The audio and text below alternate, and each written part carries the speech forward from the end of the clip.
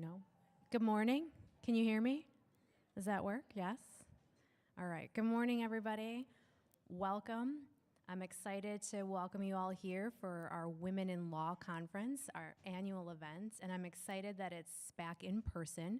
I'm Sonia Antelek. I'm going to be your MC for this morning's events. I'm a 2007 Loyola grad. I am an adjunct professor here. I coached moot court for more than 10 years, and I'm the DE&I chair for the Board of Governors. And I'm the mom to a 21-year-old who hopefully will be a Loyola alum in the near future if he comes here for law school. So everyone knock on all the wood. It's our wonderful pleasure and just so much excitement around the fact that we could host this event in person this year. I did it the last 2 years in different ways on Zoom, and it's just not the same to feel everyone's energy and excitement and be able to appreciate each other, make eye contact with each other, and see responses and hear reactions to everything. We gather today as alumni and as students to use this space and this time to celebrate the difference that a Loyola education has made for us and will make for some of you. We also celebrate the uniqueness of being women in the legal profession. We have a lineup of outstanding, influential, and highly accomplished women to hear from today. And the first one I'm going to introduce, and it's also my pleasure to introduce our Dean, Michelle Alexandre. She's a dynamic leader that brings 2 decades of higher education experience and a lifelong career of devotion to civil rights law with a focus on gender and racial equity. She's an accomplished author of 2 books and numerous articles of how civil rights, the law, race, gender identity are all intersectioned, and she's an expert in her field. Please help me welcome our 14th Dean, Michelle Alexandre. Thank you so much. Thank you so much. Good morning, everyone. I have to do the required mic check. Can you hear me? Yes. All right. Thank you and good morning, everyone. I'm excited to welcome you to the 2022 Women in the Law Conference. This is being such an important event. I'll ask you to humor me for a second, and let's call our bodies and our minds to be together in one room in this moment. So some of my constituencies and community members know that this is an important part of being in community with me. So let's take a few moments, if you don't mind, and let's breathe together. I know breath is something we do without thinking about it, but for now, we will breathe consciously, and you may close your eyes or not. Think about, at this moment, your ability to wiggle your toes. If you feel free to do that, shake that little big toe a little bit. Feel it. Feel the presence. Feel your ears getting the resonance of the voice going through your body and your ability to understand these words. And on the count of 3, I'll ask you to inhale and exhale with me. So 1, 2, 3, inhale, exhale. We're gonna take another deep breath. 1, 2, 3, inhale, exhale. Now for the third one, make it count. You may do a shimmer if you'd like. Shake it off if you'd like. You know, that traffic may have been rough this morning. All right, 1, 2, 3, inhale. If you want to shake your shoulder on the exhale, take a deep exhale. Exhale. All right. It is a rare thing in this moment that we are experiencing. 50 years after the Civil Rights Movement, decades after gender equality came into law, we see ourselves at a crossroads where so many of the issues that you have studied in law, so many of the wins that we have made for women are reaping benefits. In our classrooms today, we are nearly 70% women at Loyola Law. In fact, Loyola Law could be said to be the leading women law school in the United States. In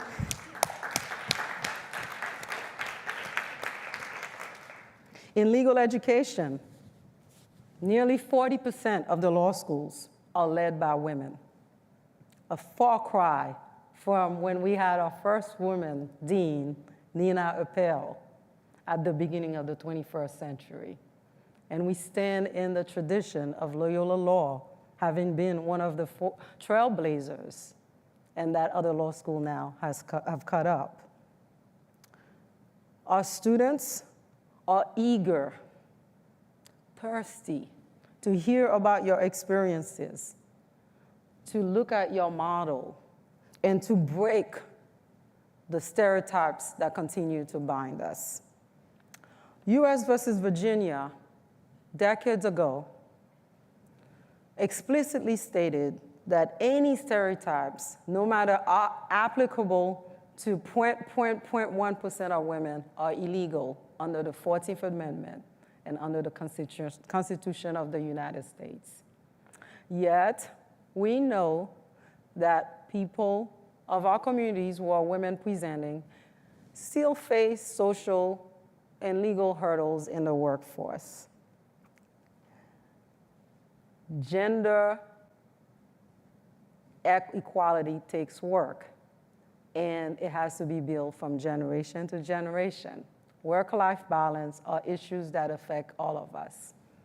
What we have learned, though, is that we have a talented cohort of cross-generational women who are here passing the baton and teaching us from one to another how to do this work, how to continue to open doors to more and more women, more and more gender non-conforming participant of the legal profession.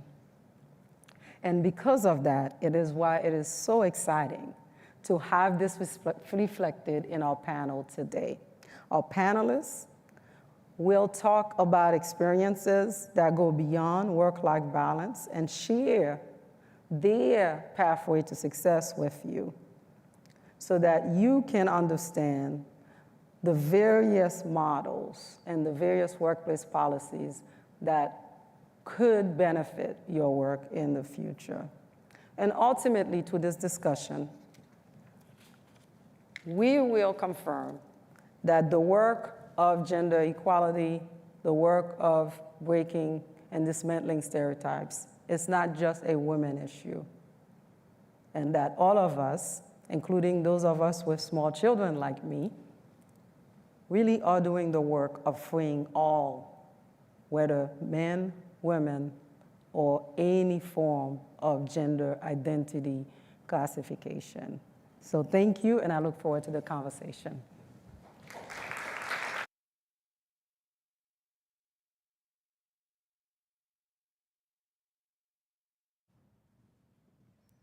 Thank you, Dean Alexandre, for calling us into that mindfulness and presence and calm after what I'm sure was an eventful Friday morning for everybody. Next up, I'd like to welcome alumna and our keynote speaker, LaKeisha Marsh, to the podium. LaKeisha comes to us with a comprehensive legal background in the higher education sector, including as an NCAA staff member and chair of Ackerman's Higher Education and Collegiate Athletics Practice. She represents colleges, universities, and institutions on federal and state regulatory compliance, accreditation, state licensure, and institutional governance. LaKeisha also serves as chair of Ackerman's Government Affairs and Public Policy Practice Group, leading a bipartisan team of professionals providing strategic counsel on policy and regulatory issues in the United States. She holds numerous leadership positions at the firm, including a member of the firm's board of directors and co-chair of its Women Initiative Network. One of her most notable accomplishments came more recently when she was selected as a top Black attorney in the United States by Savoy magazine. I'm gonna say that one more time. We're in the presence of one of the country's top Black attorneys today. Thank you for making the time.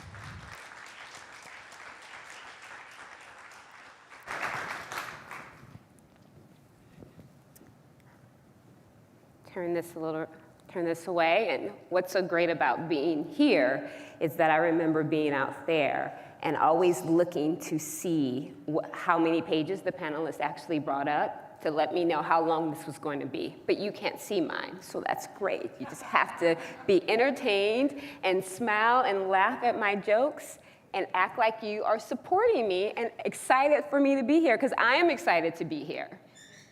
So let me go ahead and get started. So being a woman in leadership within the legal industry comes with considerable challenges, but it comes with great rewards.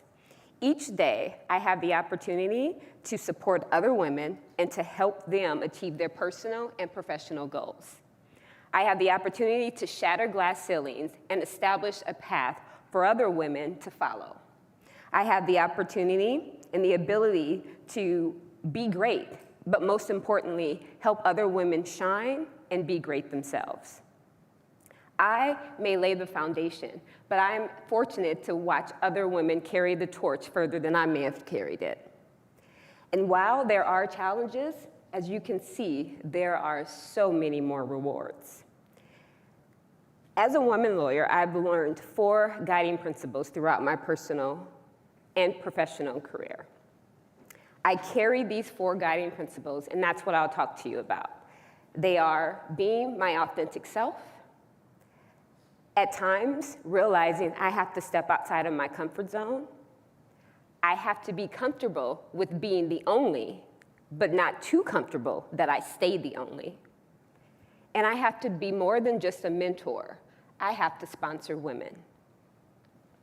I am constantly asked the questions, how do you manage it all? How do you keep it all together? How do you grow a book of business? How do you inspire the next women lawyers in the legal profession?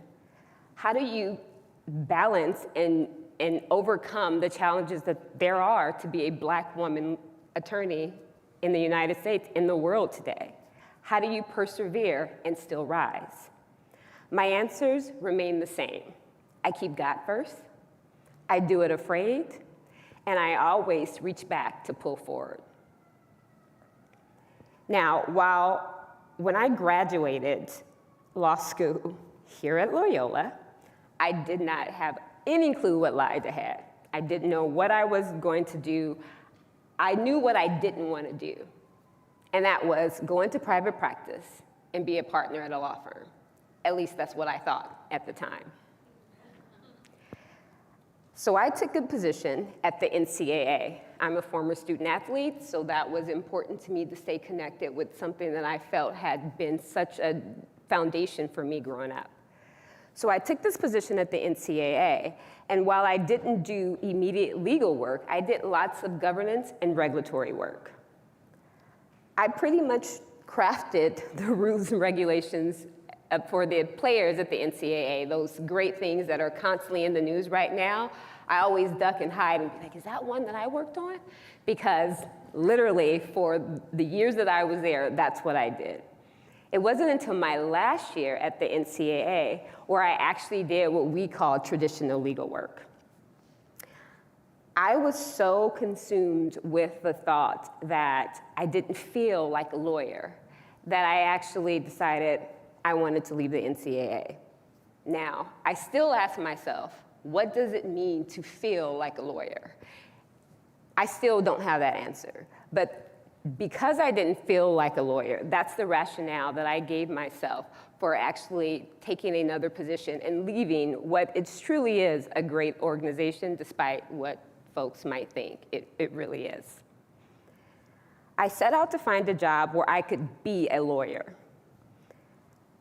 Whatever that meant, it was important for me to chase that goal. I also set out to find a job that was not in Indianapolis, Indiana, or any of its surrounding states other than Illinois, Chicago specifically. I am a Cali girl, so spending time in Indianapolis, Indiana, for the time I was there at such a critical young woman time in my life was not something that I had in mind. Trust me, I couldn't even tell you where Indiana was when I was growing up, let alone live there. I took a position at the Chicago School of Professional Psychology where I handled their their regulatory work and built their legal department. I was a part of the evolution of a system, an education system, because TCSPP, the Chicago School of Professional Psychology, soon formed TCS Education System. And I had the opportunity of building their legal department there. I spent about almost 6 years at TCS before I had the opportunity to leave and I joined a law firm. I spent 5 months at that law firm before I left and joined another firm, Ackerman. And 7 years later, I find myself still there and happy. You see, my journey within the legal profession wasn't the typical journey.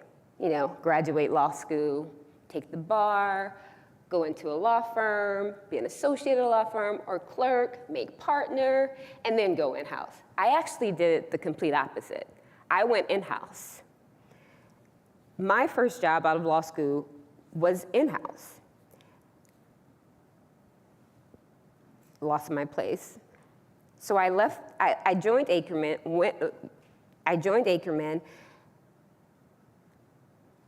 Sorry, I just lost my place.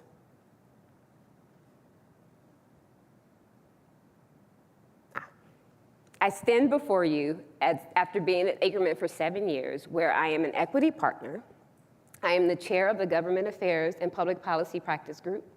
I am the chair of its Higher Education and Collegiate Athletics Practice. I'm a member of the firm's board of directors. I am the co-chair of the Women's Initiative Network, and those are just a few things that I could name. If you look at my title, it literally, I think I have the longest title in the firm. I am the first Black practice group chair that the firm has seen. I was the first Black, well, not the first, I was the only Black partner when I joined Ackerman, and we are a firm of over 750 attorneys in 25 states. And we have never had a national practice group chair until I took the position. Now, I'm not telling you my story to tout my success, although as women, we should always tout our success, because if we don't, who's going to do it? Rather, I want you to understand the 4 principles that I mentioned and understand why I carry those out in my day-to-day professional life. As women lawyers and soon-to-be lawyers, I challenge you to do the same. So let's talk about those. The authentic self. By a show of hands, please let me know if you can honestly say that every day that you walk into work or you walk into the classroom and you are your authentic self.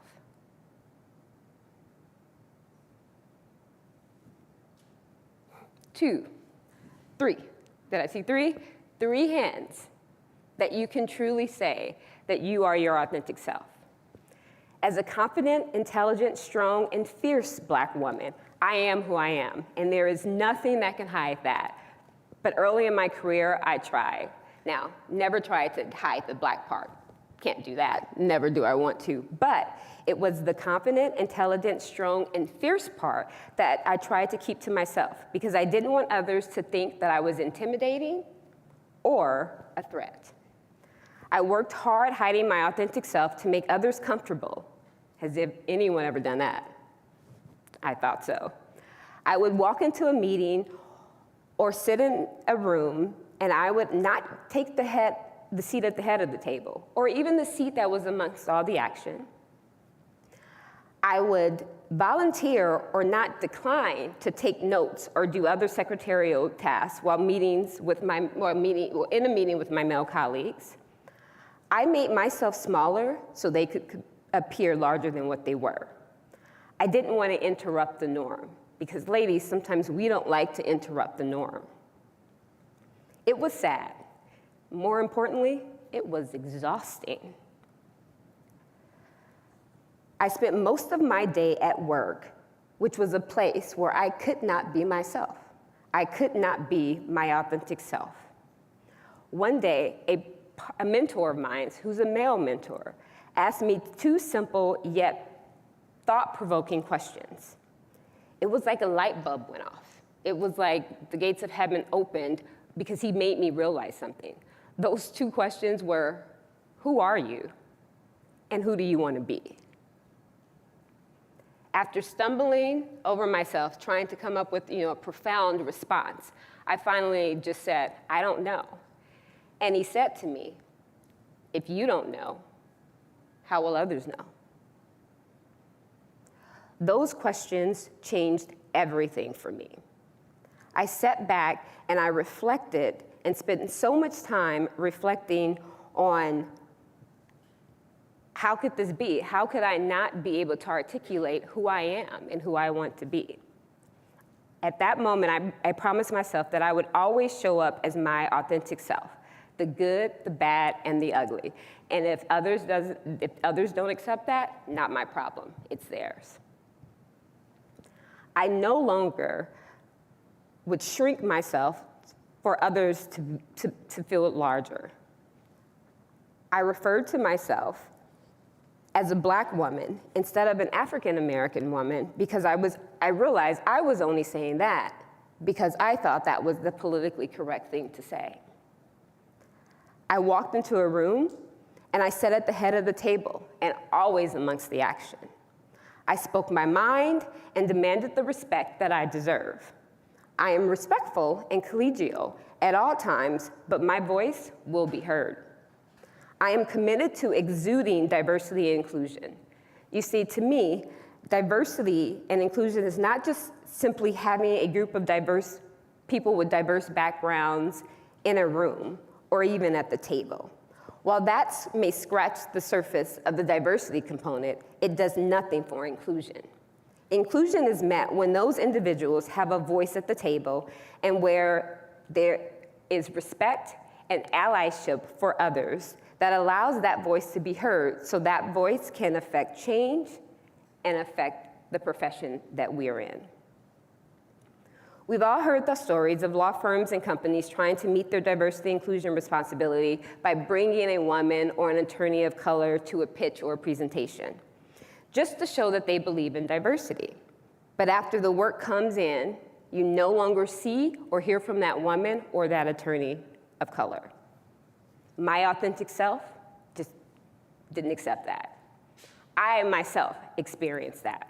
I was probably 2 weeks into joining Ackerman, and one of my colleagues came in, a white male, and sat down in my office. And he's like, I have some fabulous work that I'd like to bring you in on.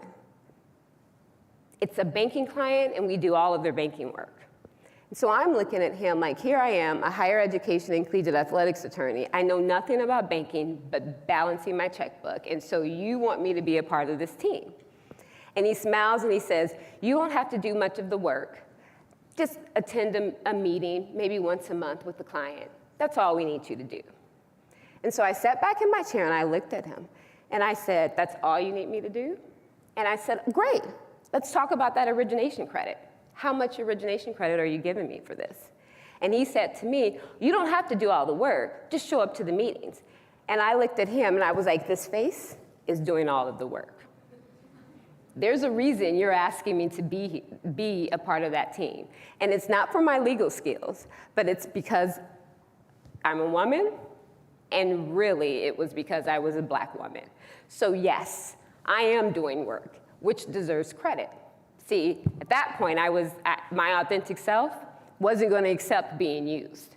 Not at all. You're going to pay me for what you're going to use me for. We spend so much of our time at work or in a classroom, we should feel comfortable to be who we truly are. I read an article that surveyed the group of people about being authentic in the workplace, and it was no surprise to me that most people felt more comfortable being themselves from working from home during the pandemic. My rationale is that those people literally spent almost 2 years working from home in an environment that they're most comfortable in. So when they returned from work, it was easier to be their authentic self. They'd been doing it for 2 years. We spend so much of our time in the office, in the classroom. There is no reason, as women, we should not feel comfortable where we're spending so much time. We're away from our families, we're away from our friends, and we're helping others. We're making a difference in the legal profession. If nothing else, I should be comfortable in my own skin. I should be my authentic self, and you should accept me for that. Guiding principle number 2, have the courage to step outside of your comfort zone. As humans, we like to be comfortable. We don't always like change or the unknown. We like to stick to what we know and go from there. However, I've learned that when I step outside my comfort zone, when I take the leap into the unknown, that's where the magic happens. Yes, we are afraid of failing, afraid of being wrong, afraid of losing, afraid of being outed for whatever that might mean. We are afraid. But what I say to that, do it afraid.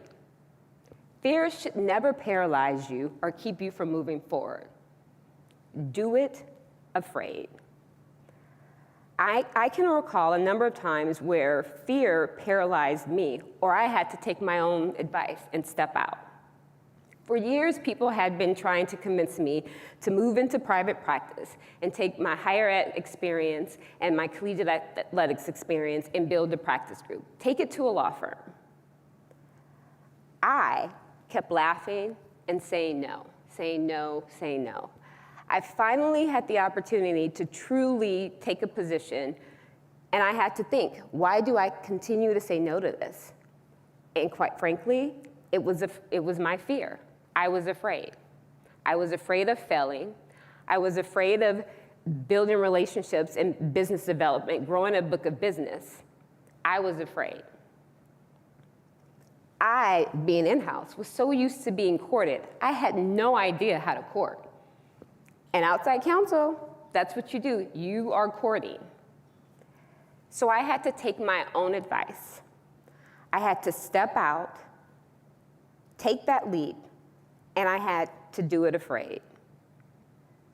I am happy I did, because I wouldn't be where I am today had I not stepped outside of my comfort zone and took my own advice and just do it afraid. Now, stepping out of your comfort zone isn't something that just happens once. It's something that we continue to do as we evolve. It helps us evolve. We all know that to be successful in business of law requires networking.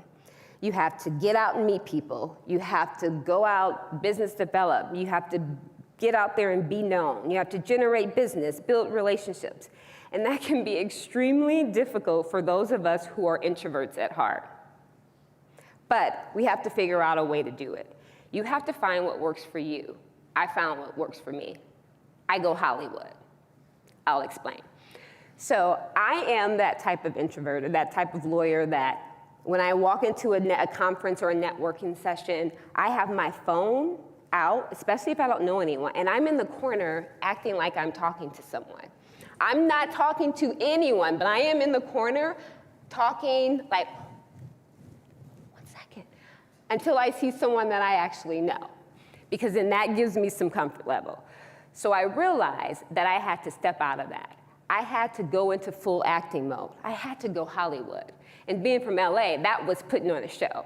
Even standing here, I'm in my Hollywood mode. Like, I am speaking to y'all, which is the most uncomfortable thing for me. You saw me all in the corner here by myself, because that's natural.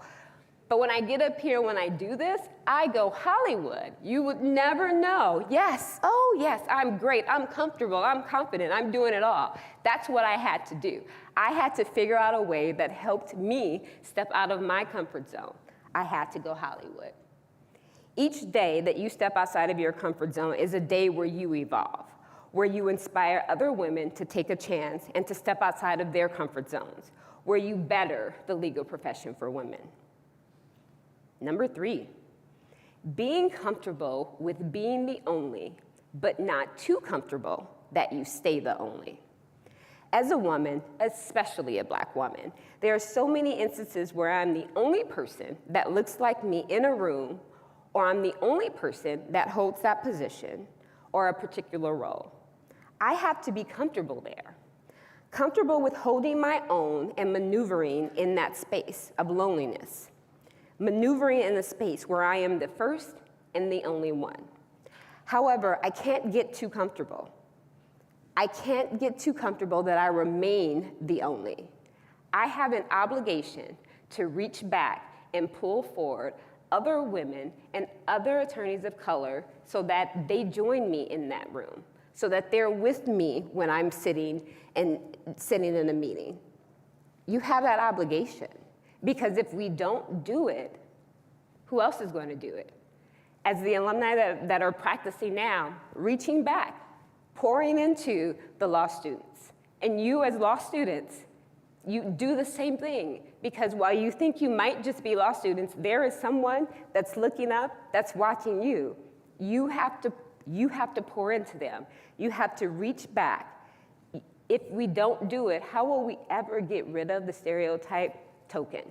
She's the token female on the team. She's the token Black person on the team. If we don't add more, bring more people forward, we will stay the only. So while being comfortable with being solo or the only is needed, because you have to maneuver that space, you can't get too comfortable where you stay the only. As a leader, part of my role is to bring forth leaders, especially women and attorneys of color.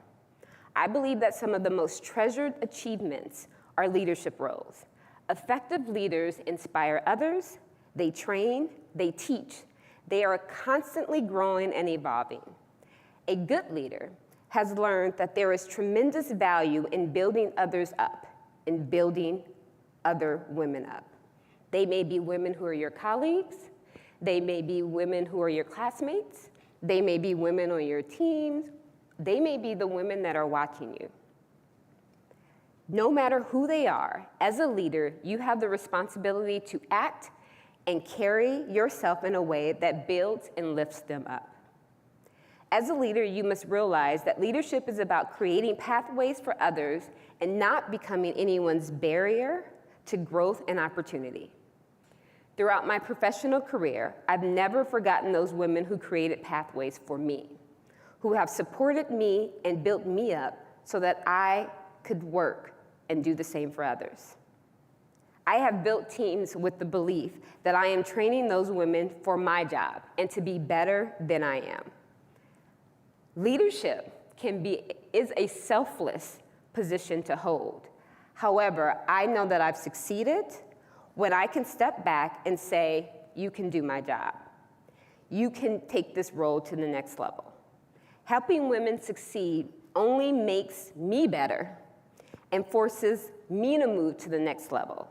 It's elevation, because as they rise, I rise. Number 4, you have to not only be a mentor, you have to be a sponsor.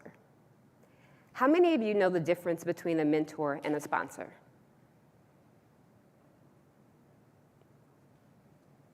All right. How many have a sponsor? So, all right, free education. A mentor is one that guides you along your professional journey. They provide you advice and direction. They serve as your sounding board and so much more. While a sponsor is one who may impact your professional career. They speak your name in rooms that you're not seated in. They make sure that you are thought of and considered for opportunities. They help to elevate you professionally.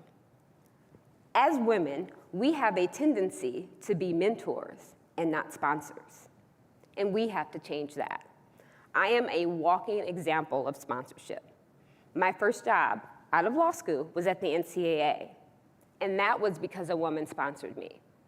I applied for the position at the NCAA randomly on the internet. Someone was like, I think I want to work in sports. Someone said, why don't you look online? So literally I applied through the internet. Never would I thought that I would actually get the position. It so happens that my resume came across the desk of a woman at the NCAA that I had worked with while I was a student athlete. She pulled my resume out, set up all of the interviews, told everyone about me, even before I received the call for the interview. All of this is going on behind the scenes. I have no clue. No clue. Keep in mind, I don't think I'm going to get the position because I applied online, and who gets those positions where you just apply online? So, but she's doing all of this. She's facilitating this for me. By the time I had my day of interviews, I had already had the position because she had already done that. That was my first job. When I left the NCAA and took the TCS position, it was a woman who hired me and convinced the CFO in an executive cabinet meeting that I could start the legal department, that I could be their first lawyer. Keep in mind, I had no clue that this was going on. Our conversations about me wanting to start a legal department was just our one-on-ones. But she knew that information, and she believed in me, and she sponsored me. I am at Ackerman because someone sponsored me. He spoke my name and sung my praises that I had the firm calling to schedule an interview with me before I even knew anything about the firm. Didn't know anything. Is it Ackerman? Is it Ackerman? Didn't know anything. I remember receiving a call from him and saying, I want you to come and check out my new office. And I'm like, why would I come and check out your new office? I'm still mad at you for leaving the firm that you convinced me to come to the first time. Then you left the week after I got here. So I don't want to see your office. He was like, you'd love it. He has this world globe, and as the sun hits it, it spins. And so he's like, my globe is just spinning. These offices are great.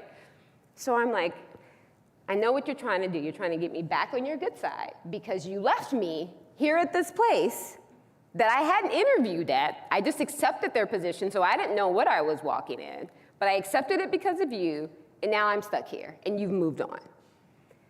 Just come see the office, LaKeisha. Just come see the office. Fine. So I go to the office, which is literally 2 blocks away from where the previous firm was. And I walk into his office. He's like, you see the globe? Gorgeous offices. And I'm like, yes, I see your damn globe. Like, literally, this is where I'm at. I was like, I see your globe. And he's like, did you receive a call today? And I'm like, yeah, I received a lot of calls. He was like, did you answer calls today? I was like, Dean, yes, I answered calls. He was like, did you get a message? Check your messages. So I check my message, and it's the chief talent officer that's actually calling to schedule an interview with me.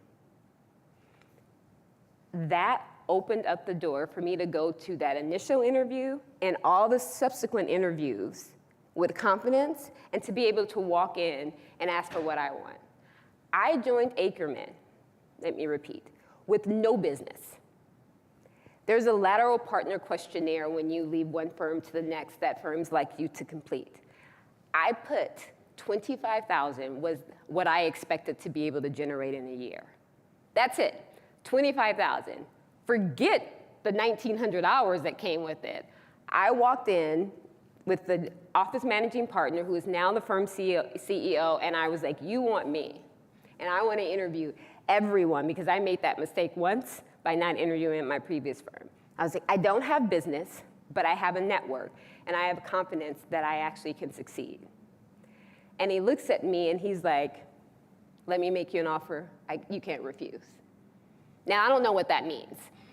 I just know it needs to make more money than where I'm leaving. That's all, like having no clue of what any of that means. But I'm Hollywood now. I am still like, you make me an offer I can't refuse, and I'll consider it. No business, and if you know how law firms work at the partner level, it's all about having a book of business. So I joined Ackerman after he made me an offer that I couldn't refuse with no business. So now I'm there and I'm like, what the hell? How am I gonna do this? And I'm wondering, how do people make these hours? Because keep in mind, I've never been an associate at a law firm. I came in as a partner. Senior associate 5 months at the place I was, or senior attorney 5 months at the place I was. But when I joined Ackerman, I came in as a partner. I tell my associates today, I can't help you on being, like, I have no clue what it's like to be an associate at a law firm. But I had that confidence.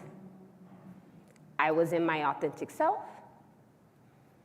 I did it afraid, and I took the position. And I can tell you now that every day I am constantly sponsored within that firm. They didn't have a higher education and collegiate athletics practice. I started that. Someone spoke highly of me to say she could do that, let her lead this. Then that turned into chair of the practice group, government affairs and public policy. I literally manage lobbyists and attorneys. The only thing I tell my lobbyists that I know that they do for sure is spend money. The rest, I don't know. So I have all of these folks in DC and in various states that I am managing, and I'm just this higher education and collegiate athletics lawyer. I co-chair our women's initiative. Didn't know anything about that. Someone sponsored me and thought it was good for me to do that.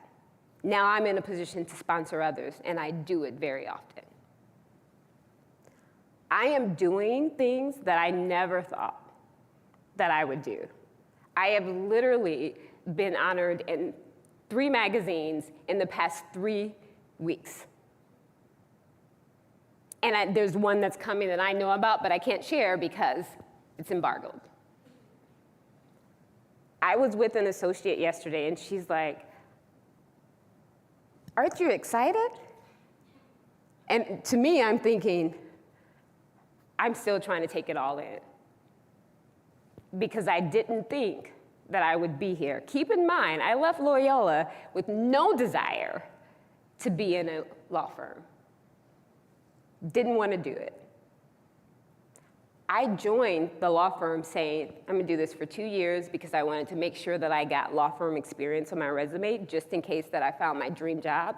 I didn't want to miss out on anything because I didn't have law firm experience. I've turned down some of the greatest general counsel positions to stay where I'm at because I just don't think my work is done yet. There are so many women that I need to sponsor. There are so many women that I need to push and bring forward. There are so many women that I know that are watching me that I just need to keep doing what I'm doing so they can understand that they can do that as well. I literally was a law student that was like, what am I gonna do? I'm not top of my class. You know, I'm wondering, like, I don't wanna, what am I gonna do? I had no clue. Your path is your own. There is no one path. And I'm speaking to the law students here. Law school, we come in, yes, we're supposed to join a firm, be an associate, pay off our loans, then make partner, and then go in-house. Your path is different. I am, if not at the same level, significantly above other classmates that may have done that route. That was their path, mine was different. While all of these people are rushing to be in-house, I've been there, done that. Never think that you're set to a particular path. Your path is your own. And always look to sponsor, because like I said, I am a walking billboard for sponsorship. Now, if you are already practicing those guidelines, congratulations, you are ahead of the curve. And you just spent the last 40 minutes or so supporting me. So thank you for that. For those of you who are just starting your career or will be starting your career, consider those 4 principles, especially being your authentic self. Because a year from now, it would be great to walk in here, ask that same question, and see more than 2 hands. Trust me, it works. And you sleep so much better at night. When you are yourself, you sleep so much better. For those of you who may have gained a little bit of insight, I want you to know that sometimes we are our own worst enemy, so just get out of your way. As women, sometimes we sell ourselves short. We have to begin seeing ourselves as others see us. And I'm talking about seeing yourself through the positive lens of confidence and bossness. Now, I don't know if bossness is a word, but you know what I mean. It's my word, bossness. I know for sure that you have to own who you are. You have to own your bossness. You have to walk in your greatness every day, because when you do that, there is nothing that holds you back. So I leave you with this. As women, we have to be comfortable in our own skin. That begins with learning to be comfortable speaking your mind and speaking your truth. When that happens, you affect change. Your ideas, your words, your emotions are all rooted in strong convictions that are informed by your worldview. And people need to hear it. Others need to know and feel your presence. Be your authentic self. Be willing to step outside of your comfort zone. Be comfortable with being the only, but don't get too comfortable that you stay the only. Be committed to reaching back and pulling forward. But most importantly, be confident and own your bossness. Be blessed, and thank you.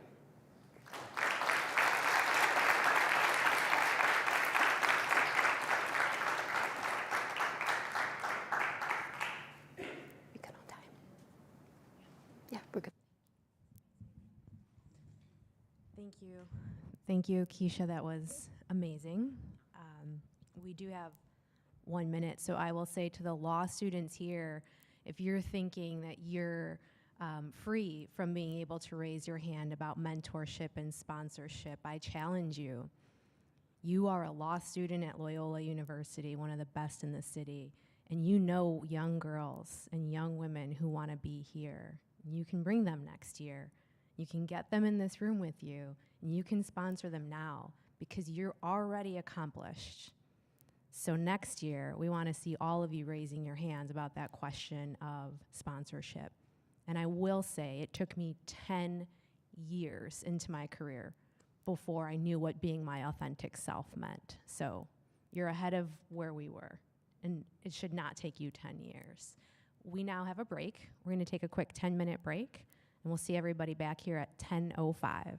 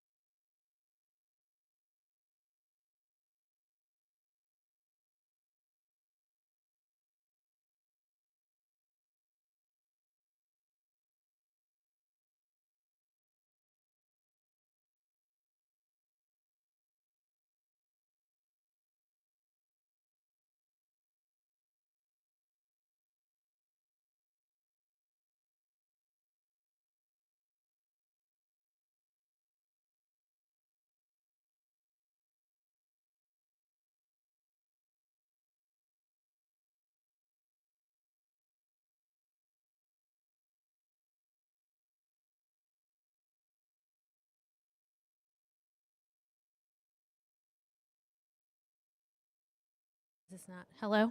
Welcome. Yep, you can hear me? Okay. Welcome back, everybody. Hopefully everyone's feeling a little bit refreshed. We would love it if we could come a little bit closer into this space. If you're in a second to back row or third row, if you wouldn't mind coming down a little bit so we can feel everyone's energy around our panel of really... We've got an outstanding panel. There's a lot of energy in the room, so let's kind of bring it all together. We're going to hear firsthand from successful women and trailblazers in the legal field on a panel and in an opportunity for you all to ask questions at the end. For anyone joining us online, you'll be able to ask questions in the chat too that is being monitored. And I'm thrilled to introduce the moderator of this panel, Kristen Finn. Kristen is the executive director of Loyola's nationally ranked Health Law and Policy Institute.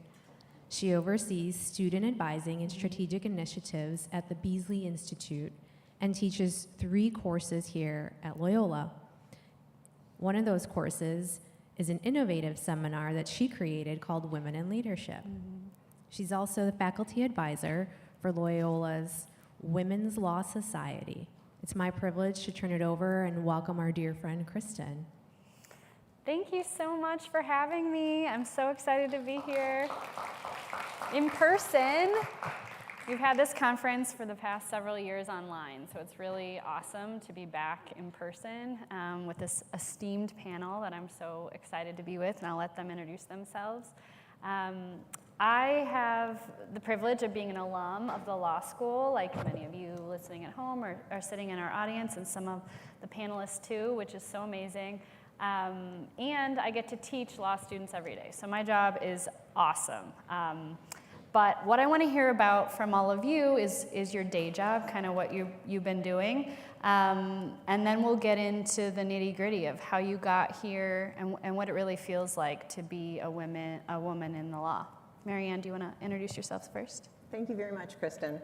My name is Mary Ann Hines, and I'm senior counsel with Denton's, which is the largest law firm in the world. We have over 20,000 lawyers across the globe, and it's a privilege. This is the first time I've been with a law firm in my retirement from corporate life. I mean, I'm like LaKeisha, I do things differently, and you'll hear this. My claim to infamy is that I was the first female general counsel of a Fortune 500 company.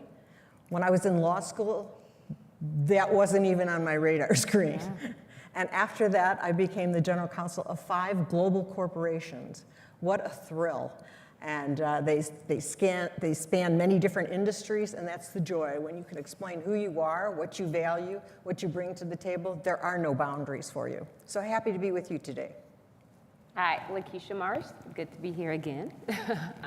So my day-to-day, and I'll talk a little bit about that because I didn't earlier, is I'm counsel to colleges and universities and athletic associations. So anything related to higher education issues, Title IX, collegiate athletic issues, that's a really hot button right now for me. So anything that involves a college or a university, I actually handle that. I tell people I'm a higher education industry attorney, not a litigator or a transactional attorney. I do it all within that space.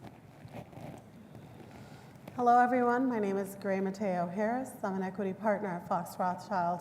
I practice in labor and employment law.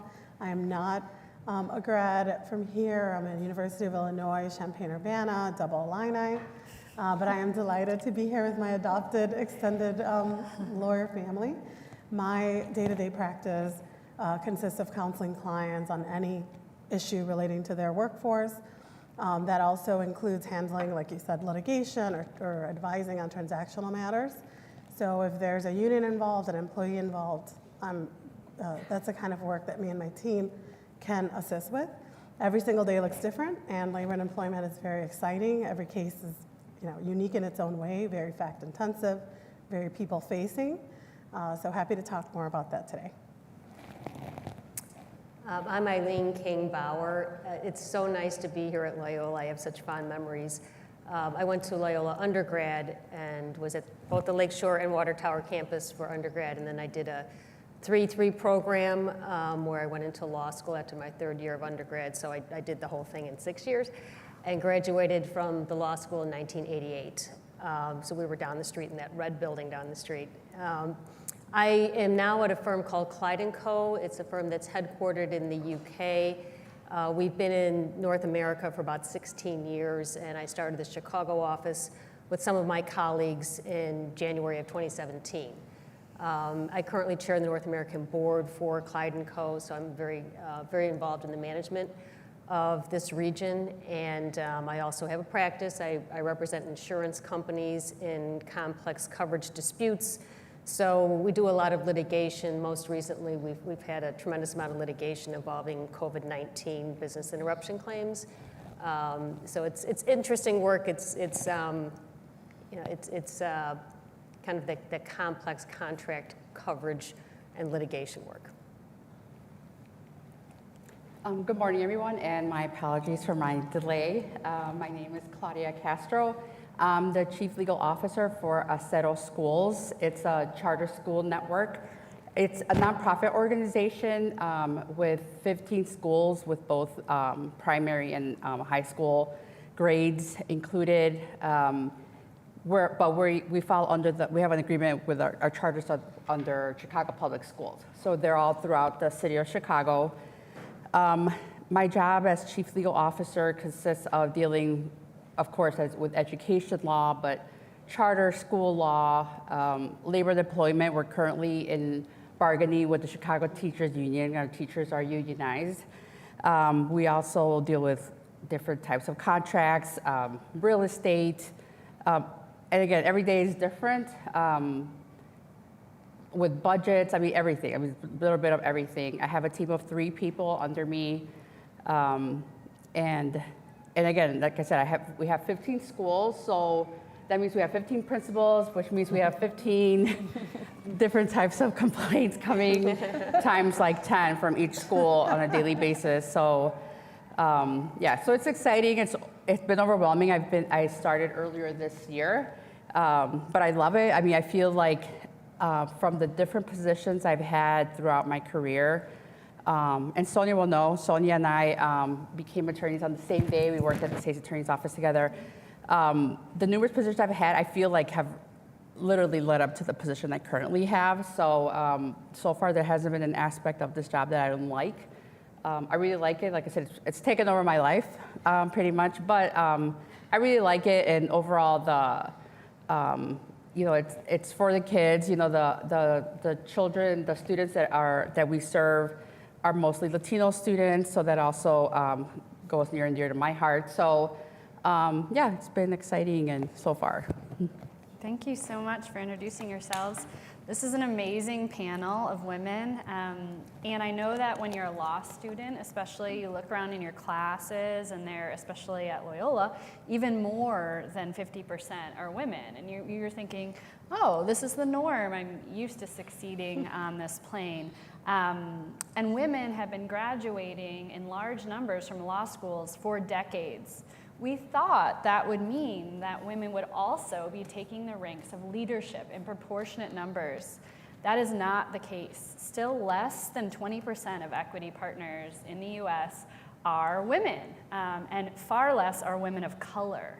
And so there's also intersectionality at play in our own personal backgrounds and what that looks like. But I'd love to hear from you, our panelists, about what it means to be a woman in leadership, you know, among this small cadre of women, and how you bring in your other identities too, because it's not just gender we're talking about either. Do you want to start us off? Sure. Yes.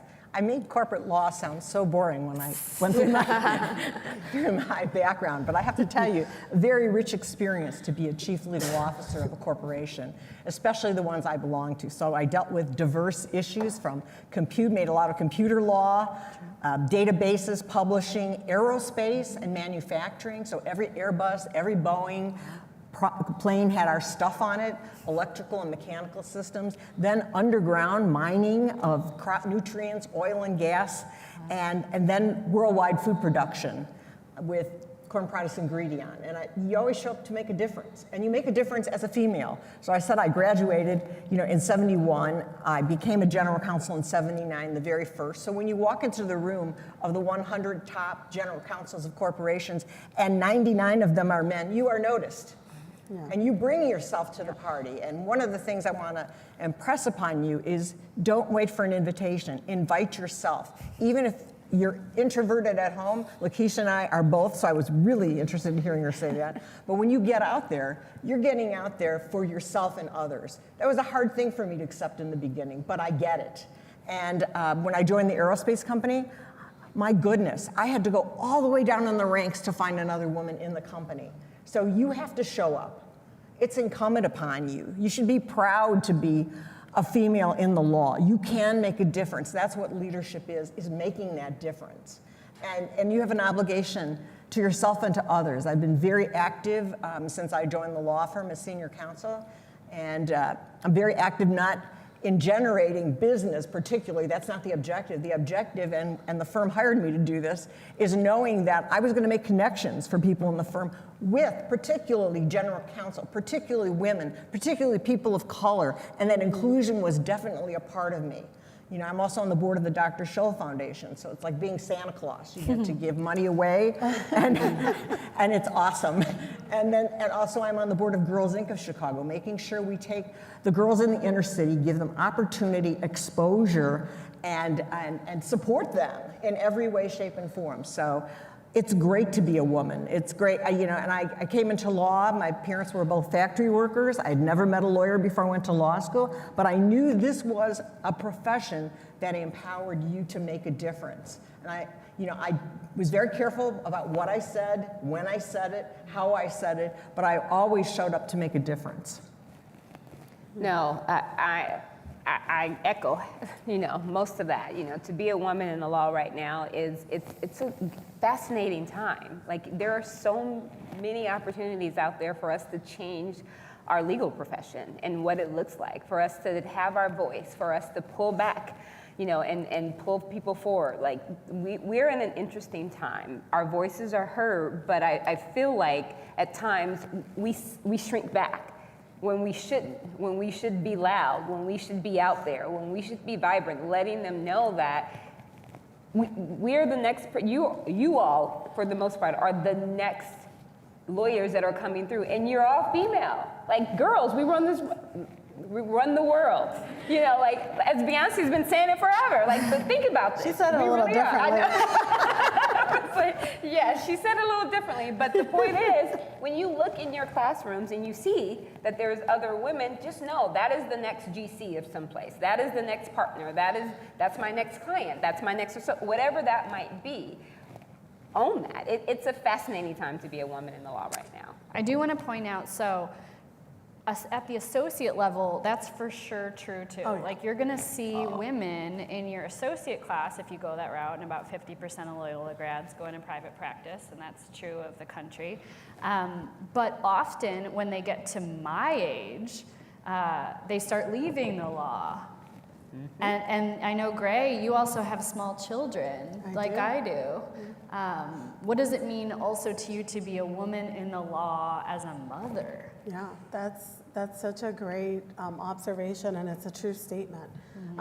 I would say you start out feeling great because there's other women that are around you. It's pretty easy to find other women to connect to coming up as an associate.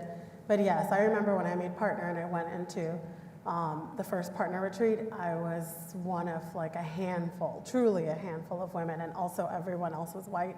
And it was just like a shocker, right? But when you get to that space, when you get to those rooms, you do have to take up the space. You have to show up. You have to be present. And I implore all of you to be present authentically and truly be yourself. Like, women have tried playing like men, and we've tried that. They didn't change for us. So you just have to show up like you, with your true, authentic self, what's important to you. Do everything the way that feels right to you. So develop business authentically for you. Develop relationships and connections. Serve on organizations you truly care about. Don't go golfing if you don't want to go golfing. Do whatever is going to make you feel whole, because that's how we can actually make a difference. and redefine what's successful in America. And for me, you know, as a young mother of two, I had my children because I married my high school sweetheart. We got married right after law school.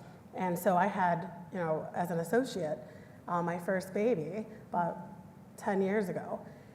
And I can tell you, that was a pivotal change for me, experiencing the world as a mother, having to show up for work and be, you know, all the things we're supposed to be, but also live up to my idea of what being a mother is supposed to be, at home with the children, being present for milestones, taking them to the doctor's appointments, not missing birthdays, etc. And that is something I can tell you the men partners in my experience growing up did not have. They didn't feel the same level of pressure to be the primary, to, you know, show up for all the meetings, all the appointments. It's just different. And part of it is giving yourself grace and picking what is the most important, where you can show up that you will not miss. Like, I've never missed a birthday, I've never missed a play, I've never missed a performance. I really have not. I book out my calendar with kid things the same way I book out my calendar with client things. Like, it's all equally sacred for me. And that's made me feel proud of myself. And I can say, you know, when I had my second baby, my boss didn't know I was pregnant and said something like, I will never make someone partner if they have kids. I will never make a woman partner if they have kids. He didn't know I was pregnant sitting right next to him. Plus, I already had a child that he didn't know about. So that's just the way a lot of these attitudes really do persist, just that way. And people don't realize, you know, how prevalent that is. So again, women in his life gave him the excuse to think that you don't have to let women occupy the space the way they want to. Because maybe they were hiding the duties. They had the nighttime nanny, the weekend nanny, you know, all that. And when you show up and you're like, no, I have these obligations and this is the way I'm going to do things, you know, they have to move out of your way. Like, they will move out of your way. You just have to believe in yourself and prioritize the way you want to. Yeah, I think I echo a lot of what has been said so far. I had my first child almost 30 years ago. She's turning 30 this weekend, which is just surreal. But when I had my first child in 1992, I was at a smallish law firm in Chicago, and I was the first associate to ever have a baby in this firm. So they had no maternity leave policy. And at that time, bigger firms were establishing maternity leave policies. So I went into the partners, and I had done an informal survey, but I went around and surveyed like firms and then bigger firms and tried to give them an analysis of this is what the market is doing. And this is what I would suggest that we consider. It was a 12-week maternity leave. And I had comments, and I'm not kidding, you're married to a lawyer. You're going to come back to work. Why would you come back to work? I mean, it was, because this is 30 years ago, so that wasn't terribly unusual to hear that kind of comment. And, you know, you do really have to be true to yourself. I knew a lot of people I'd graduated with, who decided not to continue working or to really reduce their schedule after they had children or to go into a different path. And that's what they wanted to do, and that's fine. For whatever reason, I wanted to continue. It's hard to explain why. You just know yourself and you know you want to do that, so that's what I did. But I did succeed in getting that first firm to adopt the maternity leave policy, and they did it as a short-term disability policy. So I actually had a lot of the men who worked at the firm, who were associates, come in and say thank you, because they also had a benefit that they received as part of the short-term disability policy. But I have to say, I found in the years going on when I had children, I had 3 children in 4.5 years. And, you know, you juggle a lot. It was a lot. And my husband is a lawyer, so we were, you know, 2-career family, and you have a lot going on. I decided for a period of time that I wanted to reduce my schedule, and the firm I was with then said, you know, lawyers work full-time. You know, there was like, so I went back in and I said, well, you know, here's what other firms are doing. So you shouldn't just give up if someone says no initially. You need to come in and really give data. Come in and say, this is what our peers are doing. And you also, if you demonstrate that you add value and you have clients who value your input, and you have clients talking to partners saying, we think that you should do something to have this person stay, that's going to help you too. So I eventually did get a reduced schedule out of the same firm. I think they were kind of like, what is she going to ask for next? But you really can, again, you have to show up, you have to be confident, and you have to ask. You have to ask. And then eventually, I found that for myself, even being on a reduced schedule was not satisfying for me. It didn't feel like I was doing anything quite right. For some people, it works great, but for me, it just wasn't working. So after a few years, I decided to go back full-time. And ultimately was made partner at a different firm and moved on from there. But one of the things that I tell women, and even men now, because I'm starting to see some of the associates that work with us, the men who are having young children, taking on a primary role sometimes. So it's a good change that we're seeing. But the practice of law, particularly in private practice, which has been my own experience in the practice of law in a private law firm, it's a marathon. It's not a sprint. And there are people I've seen over the years, certain associates who want to make partner by this date because that's when our class entered, and it might work, and if it's right for you at the time, great. But the time that you're an associate versus the time that you're a partner, you're going to be a partner at a firm much longer generally than you are an associate. So if it extends a few years because you're adjusting for family reasons or whatever it is a marathon. So you put in a few more years on the front end, and it'll pay off in the back end, because then you've done what you need to do to prepare yourself for that longer haul in partnership. But I guess it sounds a little, I feel like it sounds a little bit trite, but it really is true. I think you just have to really be true to yourself. And everyone here, if you're at this level of education and you have this interest in the law, you have enough to move forward and do what you want to do and take your career the way you want to take it. So you shouldn't say, oh, I can't have a reduced schedule at this firm because they don't have one. They don't have one yet. You need to just go talk to them and convince them that this is something they should do. I can't be in a partner because they don't do that for this kind of person. Maybe not yet, but if you go in, do your research, make your case, have your cheerleaders behind you, you can really do a lot. So I actually think there's a lot of advantage to being a woman in law now. I think we've come a long way. We have some way to go, but I do think we've really shown that we can do great things being part of the legal profession.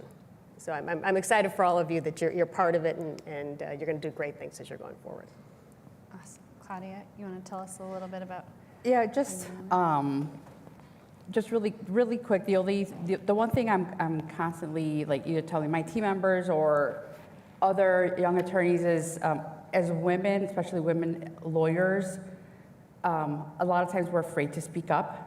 And one thing you have to do is speak up. Whether it's for the assignment that you have or your career. I mean, it's your career, right? You're the one that decides what path, what it is that you want to do. And a lot of times you'll find it in certain positions that they start wanting you to do different things. And these aren't things that you wanted to do. So whether it's speaking up about your career or speaking up about an issue, where you feel like perhaps, and I've had all this happen, that's why I'm mentioning it, if your boss wants you to do something that is unethical, you have to speak up, just because it's your boss and he's a male and he's telling you that to do this, again, you cannot be afraid to speak up and stand up for yourself. So that's one thing I really want to emphasize, because again, it's just something that a lot of times we're lacking. A lot of times people are intimidated or scared. And, my boss, he's a pretty particular type of person. He's a great person. I love him, but he can be demanding in certain ways. And when I talk to my team, and I have 2 females and a male on my team, and every time I talk to them, I'm like, okay, now he's asking for this. Like yesterday, he says, I need a brief on this. It's like a brief, and one of my team members is always saying, I would be freaking out if I had to report to him because he's always asking. I'm not even going to worry about it. I'm like, I know what he's asking. I'm not going to freak out. I'm like, because at this point, I don't know if it's my age or just my experience or just because I'm getting to know him, that I was like, you know what, I go, he can demand everything and whatever he wants. I go, but you know, I'm only one person. I go, I'm gonna do things how I feel they should be done, and that's it. So again, I think over time you do start gaining that confidence, and so again, one thing I will emphasize always is to just always speak up.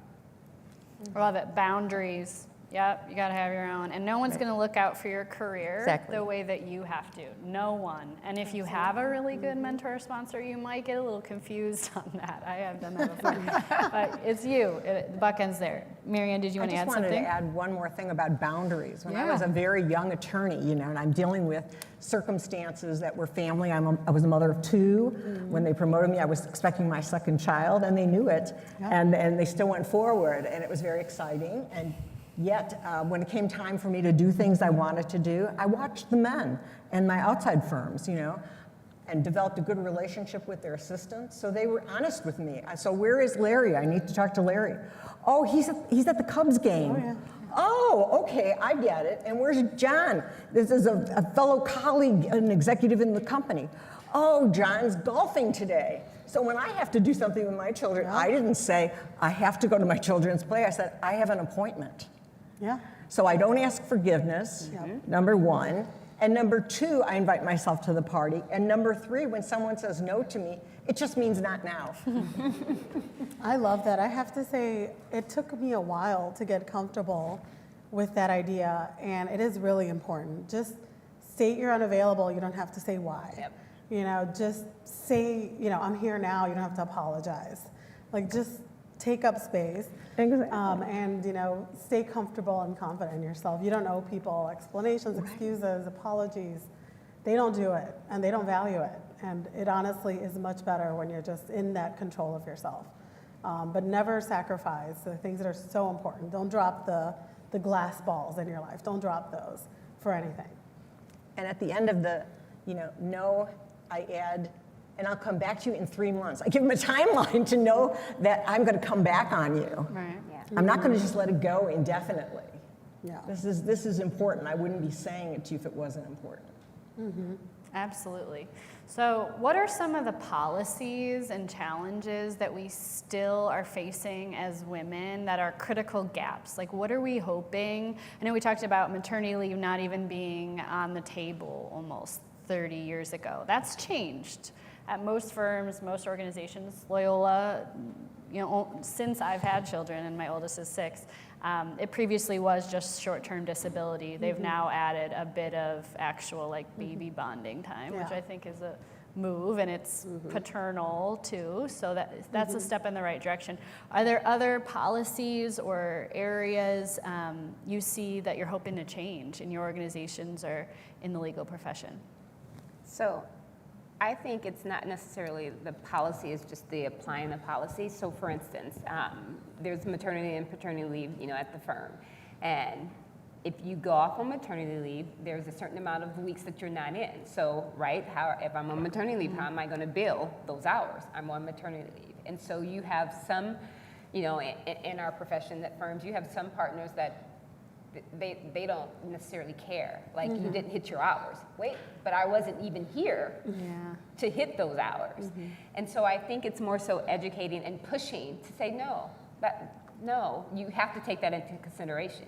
You can't punish someone, or I'm not going to make partner this year because of that. So I think it's more so applying the policy and being consistent across. Like, let's not just say we have a policy. Yes, you have a policy, but when they return, you also have to keep in mind they were out per firm's policy. And I think that's one of the things that, you know, I've seen folks struggle with, because I go on leave, but now I don't make partner because I was on leave, or whatever that might be. So I think it's more so a little bit, not necessarily the policy, but applying the policy across the board. Yeah, I agree. I think most law firms prorate your hour requirements and also your compensation when you're on a leave of any kind.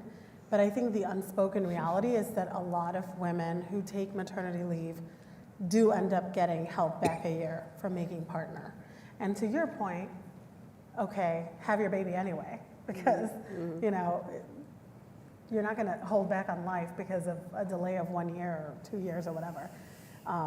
But it is true that in reality, they might have a neutral role that impacts women negatively, right? So you have to have billed X number of hours for the last 3 years to make partner. Well, if you took a leave, you didn't make those hours. So I've definitely been involved in different firms and advocating to ensure that that proration is considered for partner elevation as well, so that women aren't, punished in a way for having taken that leave.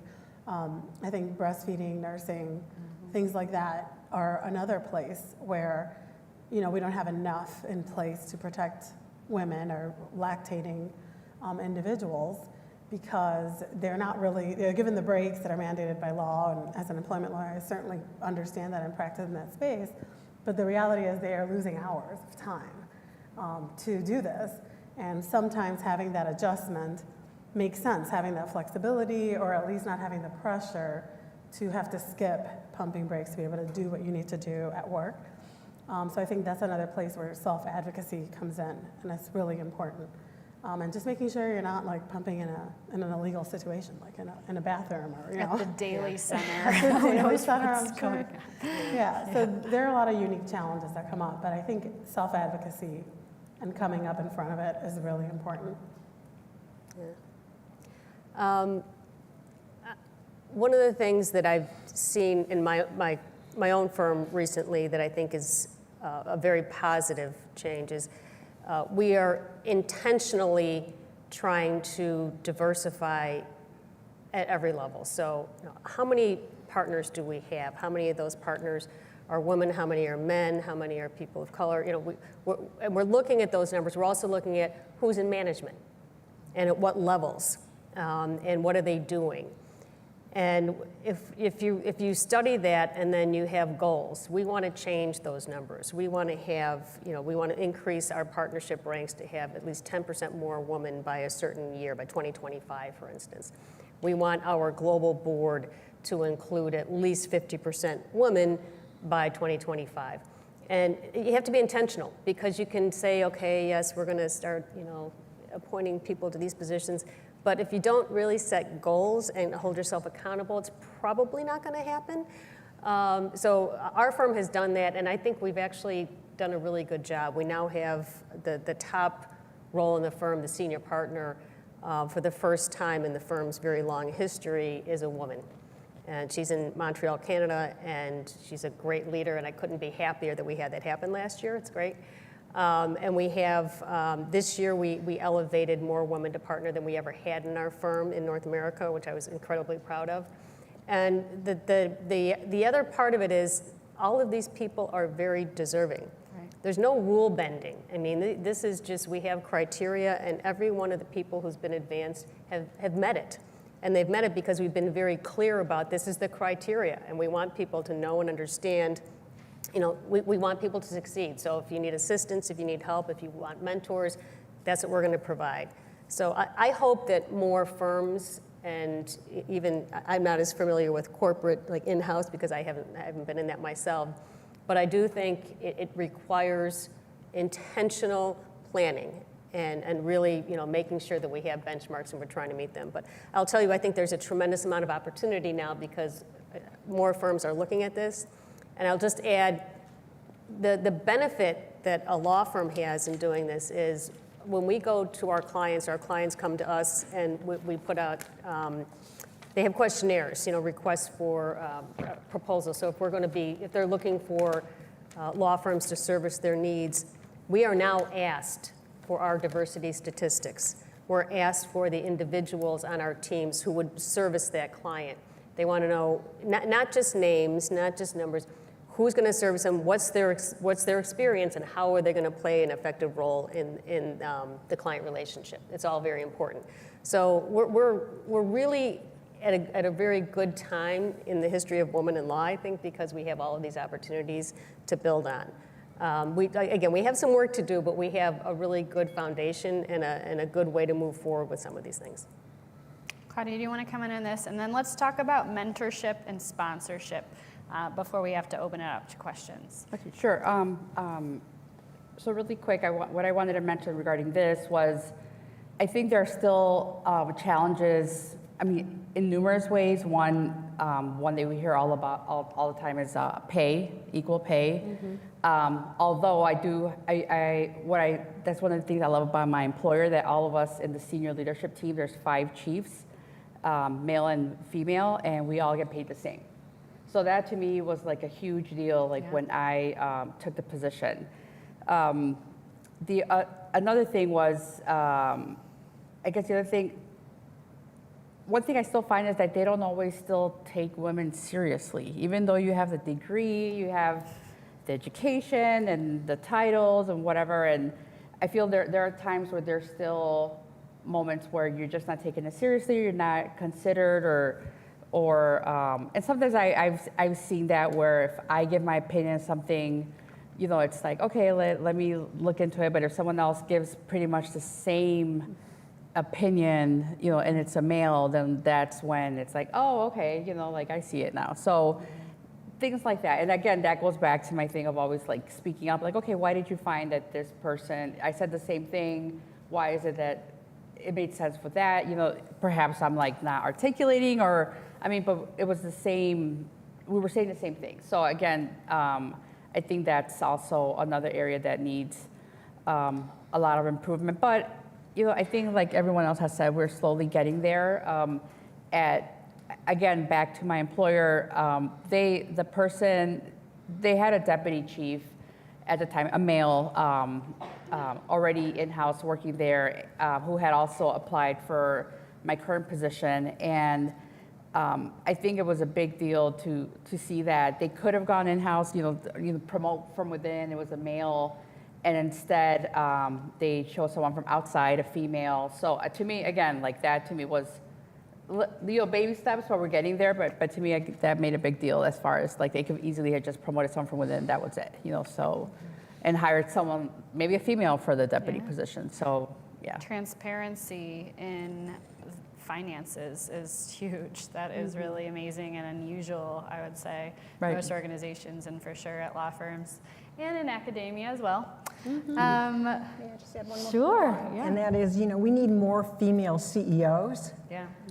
We've lost some, unfortunately. We need more women on boards of directors, and I do a lot in that space to promote getting women and people of color onto boards of directors, because, you know, I said I was the first female in the Fortune 500. Now there are 36%. So 36% of companies in particular are pushing for information, are pushing to get women and people who are diverse in front of their clients and to represent them, because they feel those are good representatives.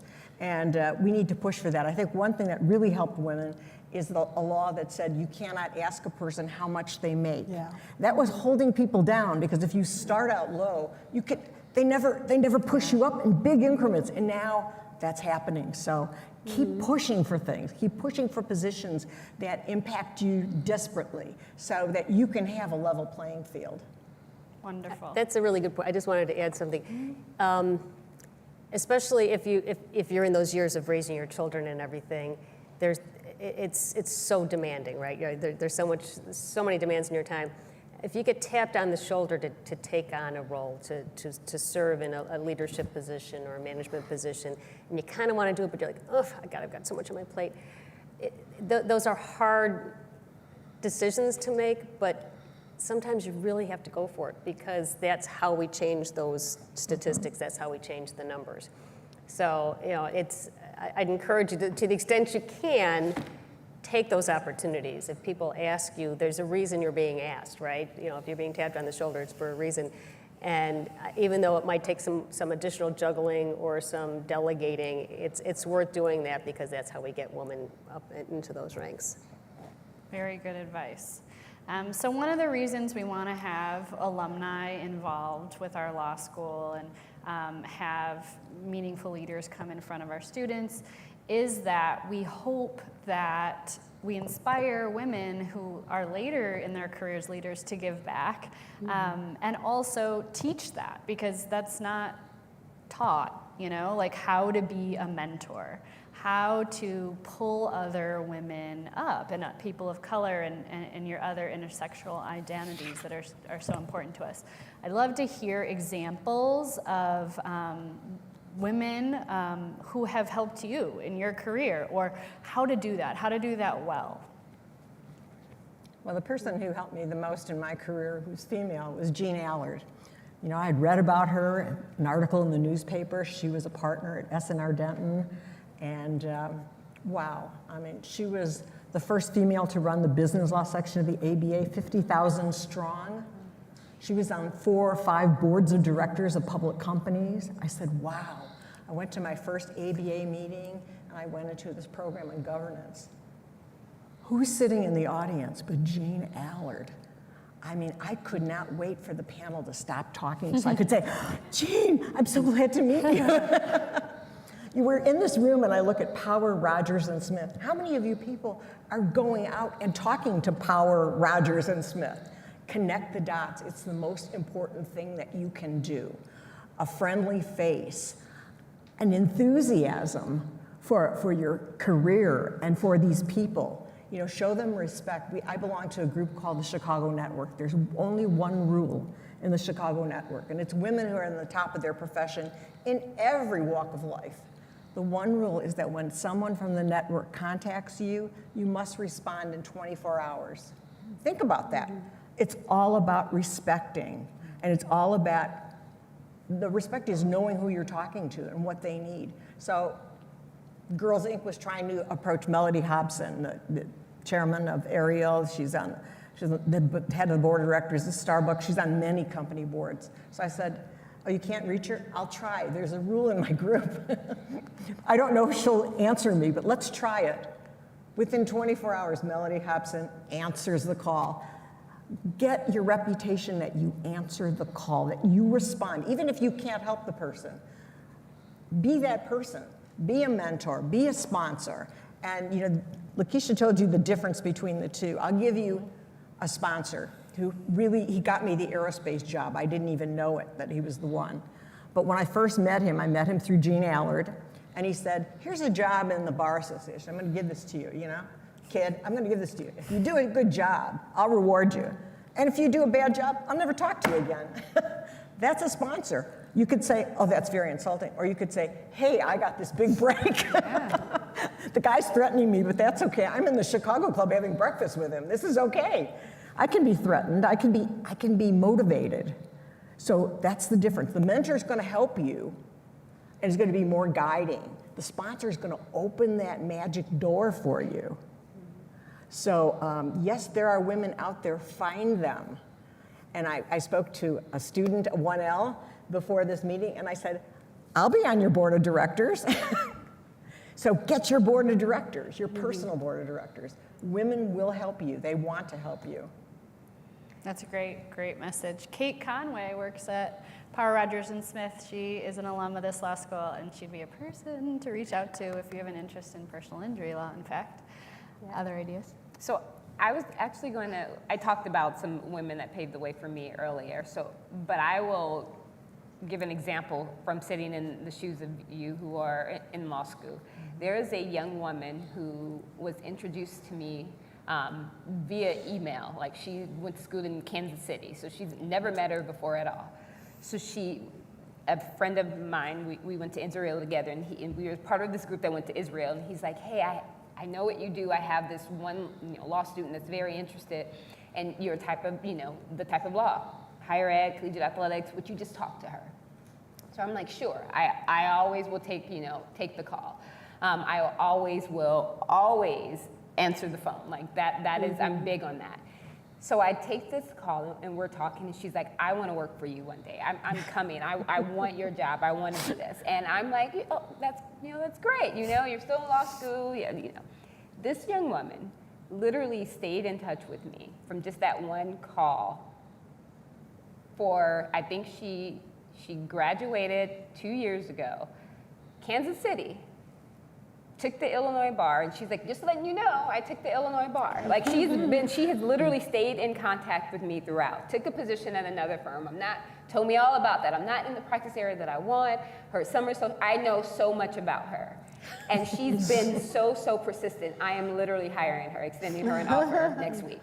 Because she literally stayed. And she was a 2L when we met. Never met in person. Everything has been either text messages or email. Not even a Zoom. I don't even think I did a Zoom with Summer. Like, we're literally, it's just been that. But she stayed persistent. And I'm like, I don't have anything, but stay persistent, stay persistent. And I will tell you, when the opportunity came up, and I'm like, I don't have an opportunity, as the opportunity came up, there wasn't me opening up. I went to our chief talent officer, and I was like, I want to go ahead and extend an offer. Can you bring her in to meet with some other associates? I've already met with her. She's already met with everyone on my team. And our chief talent officer, she was like, I didn't know you were looking for anyone. I'm like, that's okay. Go ahead. I want this person. And literally, I'm extending her an offer next week, because that persistence, even when you think it's not mattering, does matter. Even if it's every 3 months, every 6 months, whatever it is, you stay top of mind. You stay. They know that you're still interested. And that, I think, goes way. I've never done that before, but there was no way I was going to hire another associate and it not be her, because she followed me throughout. And when I tell you, when she told me she took the Illinois bar, just letting you know, just in case. I was like, you took another bar? Just That is so good. I was like, so I just flipped that, but that's my way, as I told you guys, to reach back and pull forward. Yeah, I would say I love that that's happening, and I've been, probably one of the happiest moments in my career has been being able to make the ask to hire someone and then being able to hire who I want to hire. Because that's really where you can make such a big difference when you're selecting your team members. Not only is it about being persistent, which you just described, but it's about making sure you're putting in the work and that your mentor knows they're your mentor. Like, you're putting us to work, you're asking for things, you're coming prepared, you have goals. Those are really important ways to utilize and maximize the time you have with people. And it's also that authenticity and vulnerability where, like you said, I know so much about her. Same. I know that they're going through this situation. I know that their mother has this, condition. Like, be yourself and talk about what really matters to you, because making authentic connections will allow that first, second, third date to blossom so you can continue those relationships. And then don't be afraid of being turned down, because, again, the worst that can happen is they don't take you out for a lunch. They don't have coffee with you. They don't return the call. But I, like both of you, always return the call, always, take people to lunch. God knows I'm still in touch with the women in your group that I spoke to. Yeah, from last semester. Yeah, I'm still in touch with several of them, and I've, made connections for them when they're interviewing at a firm where I know someone. Like, there are good people out there who want to help and who see what this world looks like and that it's a contact sport. And want to help. So definitely put yourself out there and do it authentically. And even your classmates can be those people for you in the future that you will call upon. And it's a long game. Like, people you went to school with 10 years ago are helping. Small legal community. Any final thoughts on mentorship, sponsorship before we open it up to questions? For me, I've seen firms that have more formal mentors, like they'll assign somebody to a mentor, a younger person. I've always found it just kind of happens naturally. The ones that have worked well, where either I have had a mentor or I've become a mentor, you just sort of connect with someone, and especially in private practice, believe me, there were people that I worked with at times who are like, we're not clicking. It's just not a good fit. And then there are other people that it really did click and it was a very good fit. And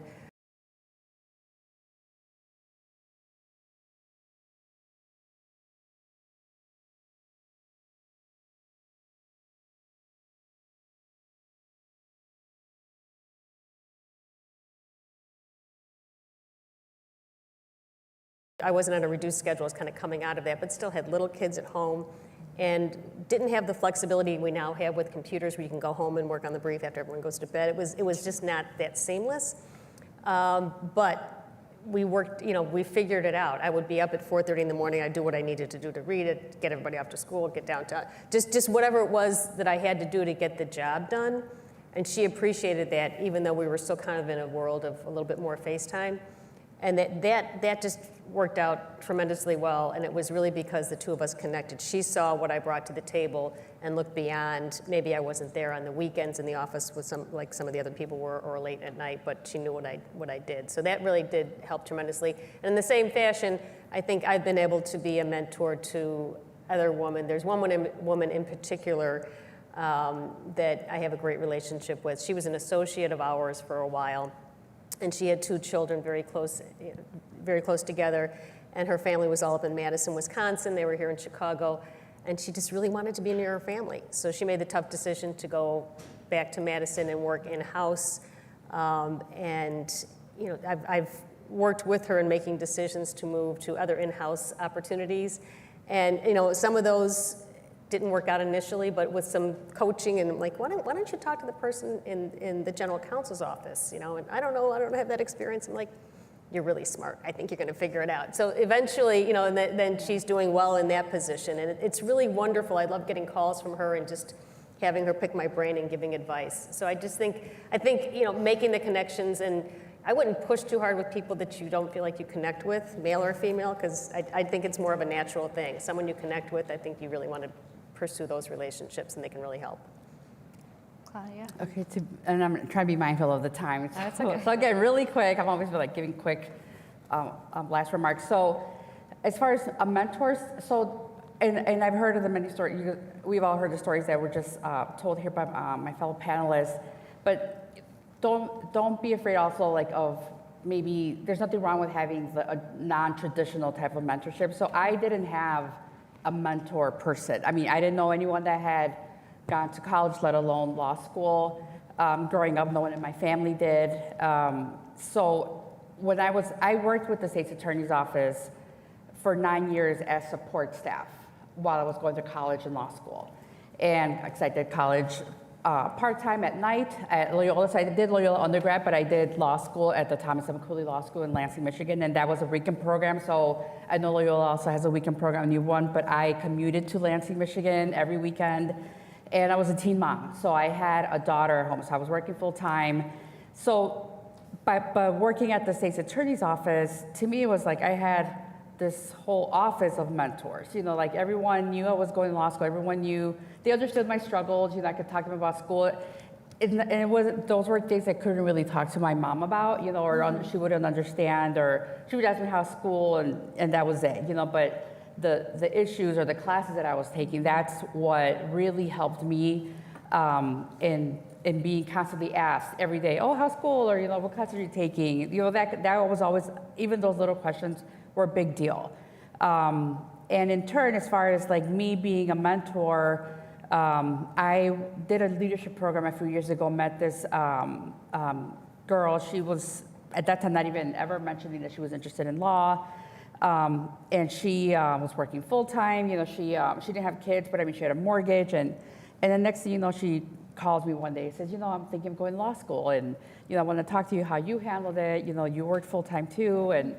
And lo and behold, she ended up attending Loyola. So she attended here, and it kind of just became her mentor in that sense, and it's not even always just talking about the classes or the work or what I want to do. She literally will call me late at night and just vent, and what am I going to do about this, and even cry about paying her tuition, just that. And I would just listen to her, because I would completely understand what she was dealing with, especially when she's like, I want to take these type of classes, but I can't because they're during the day and I have to work, that kind of thing. So again, everything that I had gone through. So again, just know that mentorship can be a lot of different things, but as long, as you mentioned, Eileen, that, you have to have the connection, right? Like the person, my mentee, she was also Latina, she was a full-time worker, so, and also having to still have family obligations with her parents, like I did. Even though I had a kid, I also had to deal with, helping my mom out. So that's how she and I connected. And the same with the prosecutors at the state's attorney's office, just the fact that they all just had been there and they all shared their stories with me, that they attended part-time, and because I did law school part-time as well. So it was just good to know that you're not alone, and that everyone goes through these obstacles. So again, mentorship just can be many different things. Thank you so much. All right, let's take a few minutes with our last minutes left and open up questions to the audience. If you do have a question, I'm going to ask you to come up to the front and use this microphone so that people watching at home can also hear you. Well, now nobody's going to have a question. I already, I said someone has to. There you go. Just for this. Lower it. I think you can lower that. Yep. I don't know. It's okay. I can stand on my turn. There you go. Hi, I'm Michaela. I'm a 3L here at Loyola. So we've talked a lot about building relationships with other women, but like Professor Fitt talked about, that at the leadership level, it is still a lot of men. And one thing I've struggled with as a law clerk or summer associate is building relationships with those men, and found that sometimes the male law clerks or summer associates get to go to after work beers, whereas I have the 9 a.m. coffee in the office, or they say invite someone else with you if you want to go do those things, so it's not a solo meeting. So my question is how to navigate those situations and build relationships with some of those men at the leadership level. Thank you. That is such. My primary mentor was a man, and he was the head of a very prominent law firm. And we had a wonderful relationship. I mean, he was very generous. He was very honest and forthright. You know, I was a peculiarity at that time because there weren't any others. And we had a lot of fun with that, really. And he's a person who had a very different background than mine. But he introduced me to, and my family, to so many fine and wonderful things in the world. And his firm was international. I had the blessing of seeing all of the continents with my work, and I was on an Australian board. If you get comfortable, I was on a Pakistani public company board too, where some of my colleagues had multiple spouses. You have to be open and you have to be engaging. You can't be intimidated because the person across from you is a different gender. I think very vividly back to my first experience. I was working with a man in New York, and we were dealing with strategies about securities filings and all of these things. It was very intense, and doing a transaction at the same time. And so I'd worked with him about a year and a half, 2 years by the time we met. When we met, it was so unique. We were at the New York Yacht Club. He was about 6'4", had a crew cut, and was the most conservative person in the world. And he just looks at me, and I'm thinking, oh my gosh, how bizarre is this relationship? As soon as our mouths opened, the bond was there and so strong. So get over, you know, any factors that might enter in, and just go get on with your business and be yourself. As LaKeisha said, be your authentic self and develop commonalities rather than differences, and get comfortable with growing. I mean, I can't tell you before each of the unique experiences we've all had, we say, oh, should I really do this? And the answer's got to be yes. Find the right way to do it. No, I agree. I think be your authentic self. And just because I had that issue too. Everybody, we're going out for a beer. Oh, I'm coming. Well, you don't drink beer, but I drink wine. So I'll get a wine and I'll laugh and I'll joke. That's one way. The sports thing too. Like you may know sports, you may not. I chime in. That's my area of practice, so I definitely would chime in. But I also think that you can look for those things that are not the traditional as we like to define it. Maybe you walk into one of the senior leaders' office and you notice artwork that's there. Maybe there's pictures of their kids and one's a little girl and maybe she's a ballet. Whatever it is, find that connection. That it doesn't always have to be that we go out for a drink or we go to a game or whatever that might be. It could be something else that you may have a connection. A great book, do you read? They're an avid book reader. You can share those experiences. So I think it's thinking outside of the box at times, but I also say don't be afraid to, I'm gonna go grab beers with you guys. Yep, Yeah. I want a soda. Yeah. Or whatever, whatever it is. I don't have to, who says that I have to drink beer? And I used to get literally all the time, I'd hear all of that, and I was like, that's why you'll have a beer gut. That's why I used to tell my coworkers, make something funny, Right. whatever it is, I drink wine. I was like, stay fine with wine. So it's like those things, you have to be creative and think outside of the box. But also, I wanted to get home and have dinner with my very good-looking husband, who I love, and enjoy my children, and I visit you don't have to do those things just because they're doing them. If you want to do it, I agree. Just tag along.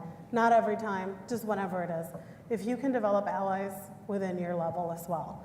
Like I actually was in charge of our summer associate program, and I said, you guys are doing it all together. Like when the man is going to coffee, lunch, whatever, you invite her. When you're doing it, you invite him. Like include each other, and they got to hang out with every single partner because they paired up and did it together. And you know, there was no being left out, right? And that was also messaging from the top. I was telling them, a labor and employment lawyer, don't do exclusionary things with our attorneys, right? Make them feel included. But also just straight up ask them to coffee, lunch, get on their schedule on things that you want to do. If you want to go for a drink or dinner, say, hey, do you want to grab something low key that isn't going to feel like a big commitment on their time? But just set it up and then come prepared with some questions, some things to share, look up what they're doing, look at their bio, have things that you want to talk about in your own practice, questions. If you come and you take up their time and you're actually authentic and you ask questions and just learn, I think it'll be a lot less stressful than trying to figure out what to talk about, when you don't know the topic. And I am infamous for switching it. I'm not a sports person. So, I'll switch it up. I'll be like, anyway, so let's talk about this. Have you guys watched Partner Track? I love that show. Whatever show you're watching, like pick something that you are interested in and steer the conversation. And lawyers, we like to talk. So you could literally be at lunch and just ask them questions where they're talking, and they're gonna walk away thinking that was the best lunch I had with that person. Right. You said nothing. They Yeah. just talk. You just take an interest. How to make friends and influence people is just ask questions. You're great.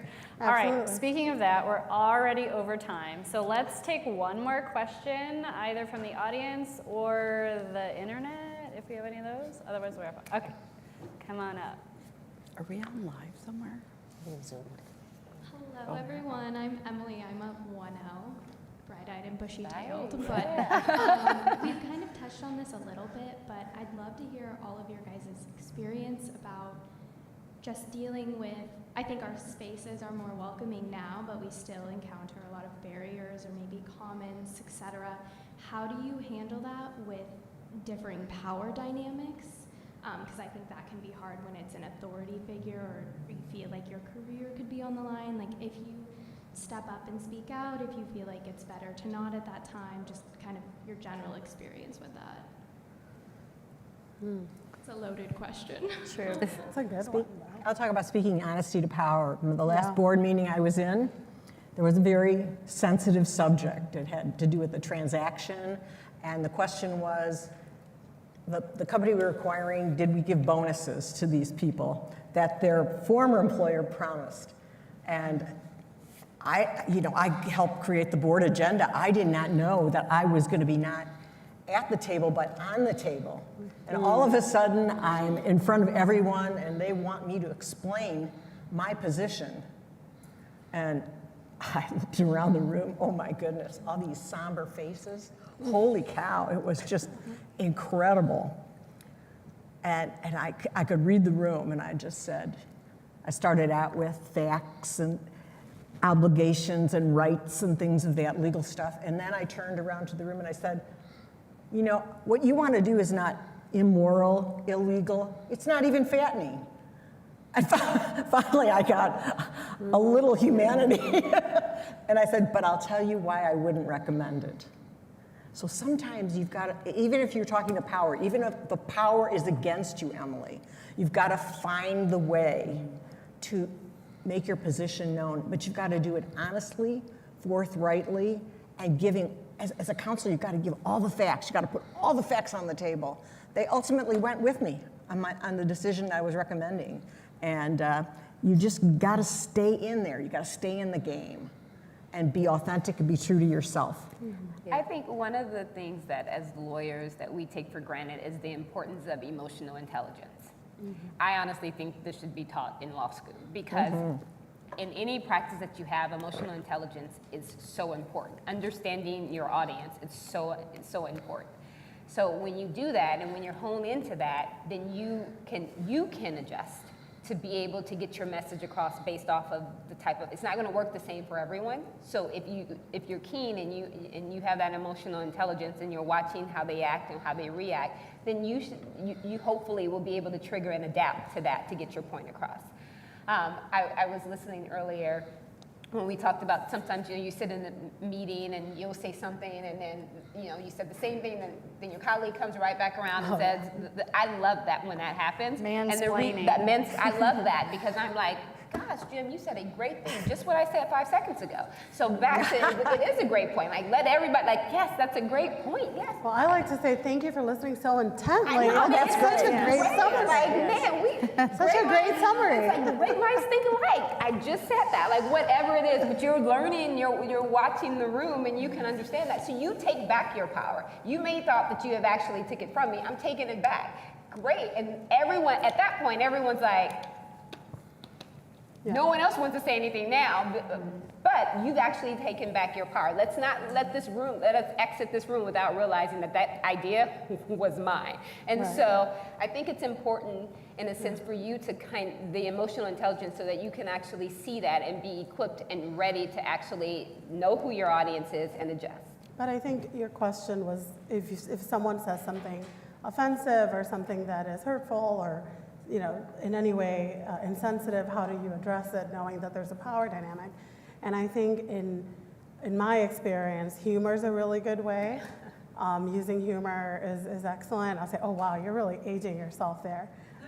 If someone's making a comment about women needing to be at home with the kids or something. What would your wife think acting about dumb. Acting dumb is my favorite thing. What did you mean by that? What do you mean by that? Can you tell it to me again? Like, can you explain that? Or why are you thinking that? And then when they keep saying it, they're like, wow, I sound like I didn't mean that. Let me change it. Or I'll say, well, you don't mean this, right? You're asking something else, because that would be rude, and I don't think you meant to say that. So doing it that way, I think giving people a little bit of grace when it's malicious versus when they're just not educated on a subject, when it's unconscious, and kind of not letting it affect or deplete your own energy and your own self-worth. It is a careful balance, but those are the tools that I use in my experience. Thank you so very much. On that, we're going to conclude. I really appreciate all of you being with us today. This was an amazing brain trust, sharing wisdom with the next generation of lawyers. I really appreciate it so much. Thank you very much. And with that,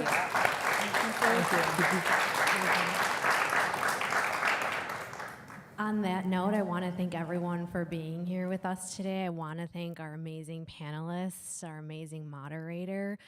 Everyone, students, young attorneys, everyone should be walking up to this group of women and get you a new sponsor, get you a new mentor, right? Claudia was one of my first mentors. She actually taught me about authenticity as another teen single mom before I knew what authenticity meant. Marianne doesn't know it yet, but she's going to be my sponsor in the Chicago Women's Network thing that she dropped a note about. All of you should be walking up here, getting a new mentor, getting a new sponsor, making a connection. We learned a lot today. We reflected a lot today about the Jesuit mission of serving others, but I'm really thankful that this panel and our moderator, Kristen, also reminded us of how we serve ourselves as women in this profession. There will be a live, or not live, but the recorded version will be emailed out, and I hope to see everybody too at the rest of our Alumni Weekend events. Thank you all.